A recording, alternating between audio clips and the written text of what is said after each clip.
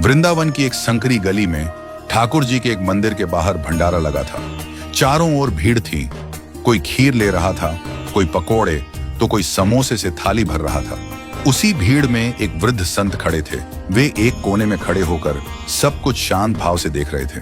तभी एक युवक जो पहली बार तीर्थ यात्रा पर आया था उनके पास आया और बोला, बाबा जी, सब तो खा रहे हैं, खीर भी है, पकोड़ा भी, मैं भी ले लूं ना प्रसाद? संत मुस्कुराए, पर उनकी मुस्कान में करुणा थी, चेतावनी भी। उन्होंने कहा, बेटा, प्रसाद कोई खाना भर नहीं है, ये तो भाव का आदान प्रदान है। मंदिर के गर्भगृह से जो भगवान के चरणों में अर्पित हुआ है वही शुद्ध प्रसाद है, उसे लो श्रद्धा से। पर जो बाहर गलियों में भावनात्मकता और दिखावे में बांटा जा रहा है वो केवल स्वाद है, पुण्य नहीं। युवक थोड़ा चौंका। तो बाबा, सेवा करना, बांटना, वो तो पुण्य है ना? संत बोले, जरूर, जो बांट रहा है उसका पाप कटता है, लेकिन जो खा रहा है यदि वह विवेक नहीं रखता तो उसके पुण्य नष्ट हो सकते हैं। बेटा, अगर तू गृहस्थ है, साधक है, भजन करना चाहता है तो सावधानी रख। बाहर का हर दिया गया पदार्थ न खा, हर बात का भान रख। बिहारी जी या राधा वल्लभ जी के मंदिर से जो थोड़े से तुलसी या मिश्री मिले वो सच्चा प्रसाद है, पर ये भर भर के खीर, समोसे, पकोड़े, वो मोह है, और मोह से बुद्धि कुंद होती है। जब बुद्धि कुंद होगी तब भजन कैसे होगा? युवक अब गंभीर हो गया। उसकी दृष्टि अब केवल स्वाद की ओर नहीं थी।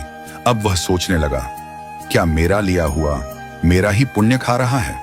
संत ने आगे समझाया, धामों में जब तू भोग पा रहा हो या किसी आश्रम में रुका हो तब भी विवेक रख।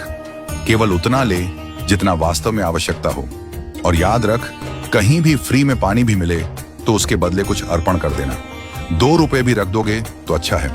यह आदान प्रदान की मर्यादा है, यह श्रद्धा है, यह तिरस्कार नहीं, सम्मान है भगवान के और अपने पुण्य के भी। युवक की आंखों में अब भाव थे, कृतज्ञता के और नई सीख के। वह अब समझ चुका था कि प्रसाद लेना केवल खाना नहीं है, यह एक आत्मिक निर्णय है, यह भावनात्मक नहीं, आध्यात्मिक है। उसने हाथ जोड़ लिए और धीरे से बोला, अब मैं बिना विवेक कुछ नहीं लूंगा।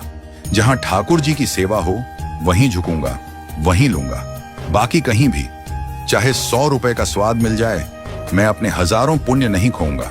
संत ने आशीर्वाद दिया, यही श्रद्धा तुझे बांध देगी ठाकुर जी से। अब तू खाने नहीं, भोग समझ कर चलेगा। वह युवक उसी दिन से बदल गया। अब जब भी वह किसी भंडारे के पास से गुजरता तो हाथ जोड़ लेता और मन ही मन भगवान से कहता, हे प्रभु, आप ही के चरणों से जो मिले वही मुझे स्वीकार्य है। बाकी सब आपका ही दिया, पर मेरा नहीं।